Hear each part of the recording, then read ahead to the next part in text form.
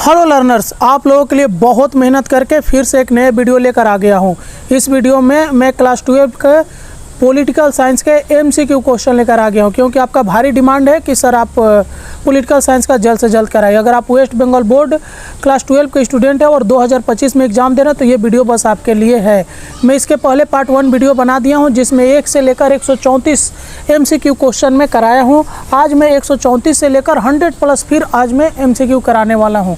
आपको अगर लग रहा होगा कि मैं सजेशन से इसको उतार कर आपको बता रहा हूँ, तो ये गलत बात है। मैं काफ़ी मेहनत करके चैप्टर वाइज ये MCQ करा रहा हूँ। चलिए वीडियो को शुरू करते हैं जल्द से जल्द, वीडियो नहीं तो बड़ा हो जाएगा। 133 नंबर, यदि आप इसके पहले का नहीं देखें तो हमारे चैनल के प्लेलिस्ट में जाकर देख सकते हैं, जिसका नाम लिखा हुआ है क्लास 12 पॉलिटिकल साइंस सजेशन 2025। देखिए, किस ग्रंथ को आर्थिक उदारवाद कहा जाता है? तो an inquiry into the nature and cause of the wealth of nation. ठीक है। किसने कहा उदारवाद व्यक्तिगत स्वतंत्रता, न्यायिक सुरक्षा एवं संवैधानिक राज्य का सिद्धांत एवं व्यवहार है? तो सार्टोरी ने। मार्क्सवाद के जनक कौन थे? तो हॉब्स। दास कैपिटल नामक पुस्तक किसने लिखा है? तो कार्ल मार्क्स ने। साम्यवादी घोषणा पत्र को किसने लिखा है? तो कार्ल मार्क्स ने। महात्मा गांधी समर्थन किए थे? तो पंचायती राज का। जर्मनी में नाजीवाद का संस्थापक कौन था? तो हिटलर।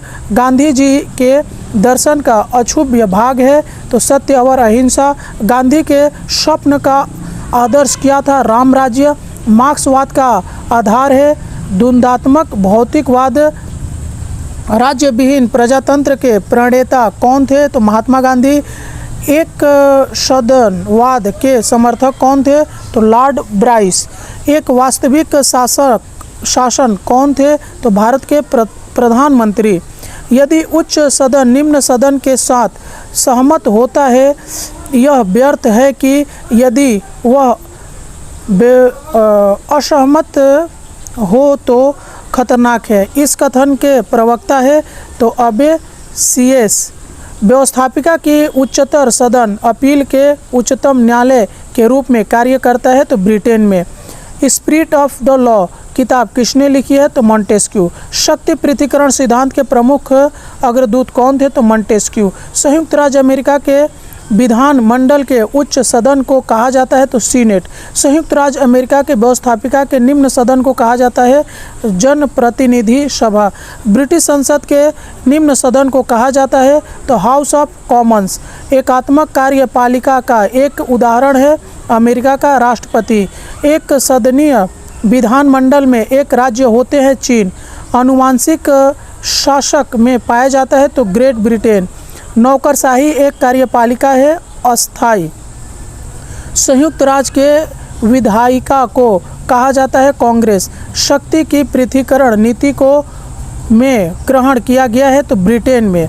संघीय कैबिनेट उत्तरदायी है? तो लोकसभा में। स्वाधीनता के लिए द्वितीय परिषद अनिवार्य सुरक्षा है?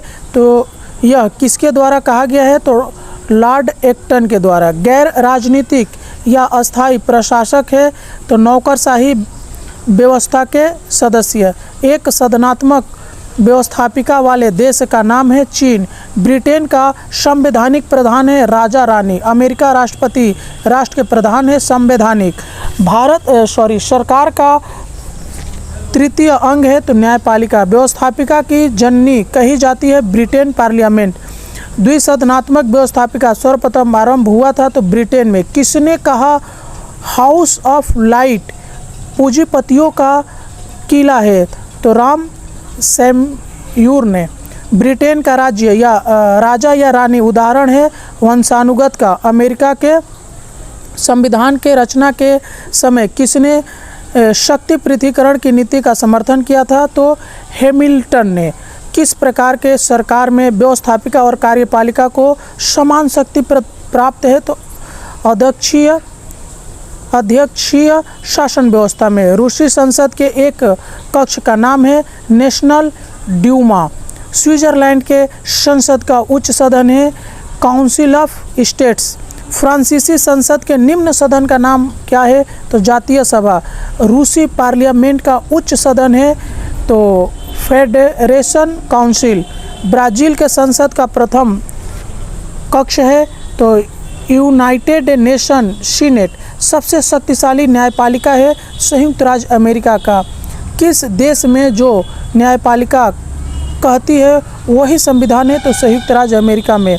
संगठनात्मक शासन व्यवस्था में केंद्र और राज्य के बीच शक्ति का बंटवारा के द्वारा होता है? तो संविधान के द्वारा। कौन सा अंग सरकार और जनता के बीच सेतु का बंधन का कार्य करता है? व्यवस्थापिका। पेशागत सरकार को कहा जाता है नौकरशाही। ब्रिटेन में सरकार के स्वरूप को कहा जाता है संसदीय। संयुक्त राज्य अमेरिका में सरकार के स्वरूप को कहा जाता है अध्यक्षीय। यदि वीडियो अच्छा लग रहा है तो एक लाइक करिए, प्यारा सा कमेंट करिए। आपका एक कमेंट और एक लाइक मेरे को दूसरा वीडियो बनाने के लिए मोटिवेट कर देता है। चलिए, उत्तराधिकारी अधिवासी पाई जाती है तो ग्रेट ब्रिटेन में। द्विसदन पद्धति के समर्थक कौन थे? तो J.S. मिल ने। एक दूसरा कक्ष स्वतंत्रता के लिए आवश्यक सुरक्षा, यह किसने कहा है? तो लॉर्ड एक्टन ने। शक्ति पृथक्करण के व्याख्या के अंतर्गत कौन सा अंग नहीं आता है? तो नौकरशाही। निम्नलिखित में से कौन द्विसदनात्मक व्यवस्था के समर्थक है? तो लीकॉक। सरकार के प्रमुख अंग व्यवस्थापिका, कार्यपालिका और न्यायपालिका। सरकार के किस अंग को संविधान का अभिभावक भी कहा जाता है? तो न्यायपालिका को। भारत में अब तक किस प्रकार के आपातकाल की औपचारिक घोषणा नहीं हुई है? तो राज्य आपातकाल का। राज्यपाल को एक सोने के पिंजड़े का पक्षी किसने कहा था? तो सरोजिनी नायडू ने। संघीय कैबिनेट उत्तरदायी है लोकसभा का। मंत्रिपरिषद के प्रमुख नेता कौन कौन होते हैं? तो प्रधानमंत्री। भारत के प्रथम राष्ट्रपति थे डॉक्टर राजेंद्र प्रसाद। भारत के प्रधानमंत्री की नियुक्ति के द्वारा होती है? राष्ट्रपति के द्वारा। राष्ट्रपति कब अध्यादेश जारी कर सकता है? यदि संसद का सत्र नहीं चल रहा हो और प्रधानमंत्री इसके लिए सलाह दे। राष्ट्रपति और मंत्रिपरिषद के बीच बंधन का काम कौन करता है? प्रधानमंत्री। मंत्रिपरिषद के मंत्री समूह स्वरूप से उत्तरदायी है तो लोकसभा। किसी राज्य के मंत्री की नियुक्ति करते समय राज्यपाल किसकी सलाह लेता है? मुख्यमंत्री का। 200 MCQ कंप्लीट हो गया, आगे बढ़ जाते हैं। राज्यसभा के अध्यक्ष के रूप में कौन कार्य करता है? उपराष्ट्रपति। भारत के मंत्री परिषद के मंत्रियों का कार्यकाल वर्षों का होता है तो 5 वर्षों का। भारत में सरकार का वास्तविक प्रधान होता है प्रधानमंत्री। राष्ट्रपति के द्वारा घोषित अध्यादेश की मियाद रहती है 6 सप्ताह तक। भारत के वर्तमान राष्ट्रपति है रामनाथ कोविंद। भारत के वर्तमान ये वाला आपका गलत हो गया है, ये पुराना बुक से लिया गया इसलिए ऐसा हो गया है। आपको तो पता है कि अभी भारत के राष्ट्रपति कौन है, आप कमेंट करके बताइएगा। ओके, भारत के वर्तमान उपराष्ट्रपति है, ये भी चेंज होगा। राज्यसभा धन विधेयक को दिनों तक रोक सकता है तो 14 दिनों तक। राष्ट्रपति की अनुपस्थिति में राष्ट्रपति के पद का दायित्व कौन संभालता है? उपराष्ट्रपति। केंद्रीय मंत्रीगण नियुक्त होते हैं राष्ट्रपति द्वारा। उसके बाद है आपका भारत के प्रथम उपराष्ट्रपति थे, ये भी doctor Sarvepalli Radhakrishnan. Union cabinet मंत्रियों की नियुक्ति द्वारा होती है राष्ट्रपति द्वारा। भारत का राष्ट्रपति प्रकार के आपातकाल की घोषणा कर सकता है 3 प्रकार का। अटॉर्नी जनरल की नियुक्ति के द्वारा होती है राष्ट्रपति द्वारा। भारत के राष्ट्रपति का प्रमुख सलाहकार कौन होता है? प्रधानमंत्री। राष्ट्रपति राष्ट्रीय आपातकाल की घोषणा अनुच्छेद के तहत कर सकता है। Most important question 352। राष्ट्रपति द्वारा राज्य में आपातकाल की घोषणा अनुच्छेद के द्वारा की जा सकती है तो 356। भारत का राष्ट्रपति आर्थिक आपातकाल की घोषणा अनुच्छेद के द्वारा कर सकता है 360।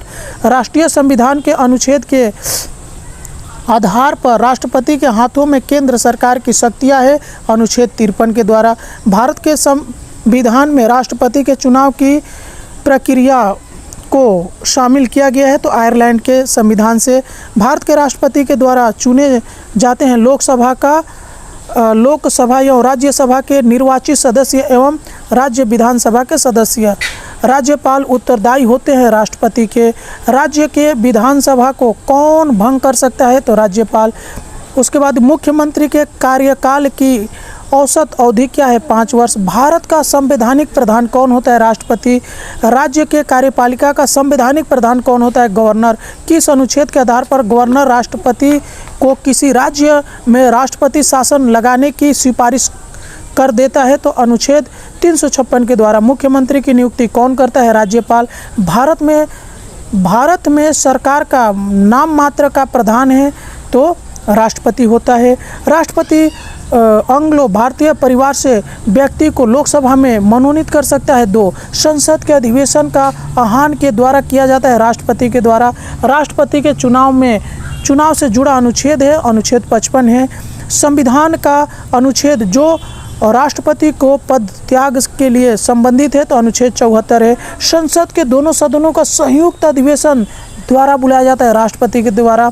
भारत के संविधान विशेषज्ञ की नियुक्ति करता है? राष्ट्रपति। धन विधेयक के मंजूरी के बाद प्रस्तावित किया जाता है तो लोकसभा द्वारा। लोकसभा के प्रथम अध्यक्ष थे तो JB मंगलकर। भारत का राष्ट्रपति होने के लिए किसी व्यक्ति की न्यूनतम उम्र होनी चाहिए 35 वर्ष। भारत में राज्य का वास्तविक प्रधान है तो प्रधानमंत्री। आगे देख लीजिए, इंडियन गवर्नर एक्ट पॉलिटिक्स नामक पुस्तक किसने लिखा है? तो JC जोहरी ने। विधानसभा का एक सदस्य होने के लिए न्यूनतम उम्र क्या होनी चाहिए? 25 वर्ष। केंद्रीय मंत्रिमंडल उत्तरदायी रहता है लोकसभा के प्रति। संसद के संयुक्त अधिवेशन को संचालित करते हैं लोकसभा के अध्यक्ष। संसद खेलने की वस्तु कथन के वक्ता है तो बेनितो मुसोलिनी ने। वित्त विधेयक सर्वप्रथम प्रस्तुत होता है तो लोकसभा में। प्रत्येक 2 वर्ष सदस्य सभा से अवकाश ले लेते हैं तो 1/3। ओके।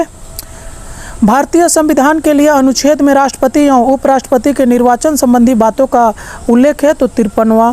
निम्नलिखित में से किस राज्य में एक कक्षीय व्यवस्थापिका है? तो पंजाब में। भारतीय संविधान का 95वां संशोधन किस वर्ष हुआ? तो 2009 में। लोकसभा का सदस्य होने के लिए किसी व्यक्ति की अधिकतम उम्र सीमा है? तो उम्र की कोई सीमा नहीं है। निम्नलिखित विधेयक वित्त विधेयक है कि नहीं, यह कौन निश्चित करता है? तो लोकसभा का अध्यक्ष। भारत में दल त्याग विरोधी अधिनियम किस वर्ष पारित हुआ था? तो 1978। बस इस वीडियो में इतना ही, और मिलते हैं MCQ लेकर अगला वीडियो। यदि अभी तक आपने चैनल को सब्सक्राइब नहीं किया है तो कर लीजिए, नहीं तो बहुत पछताइएगा। मिलते हैं किसी और वीडियो में, तब तक के लिए जय हिंद।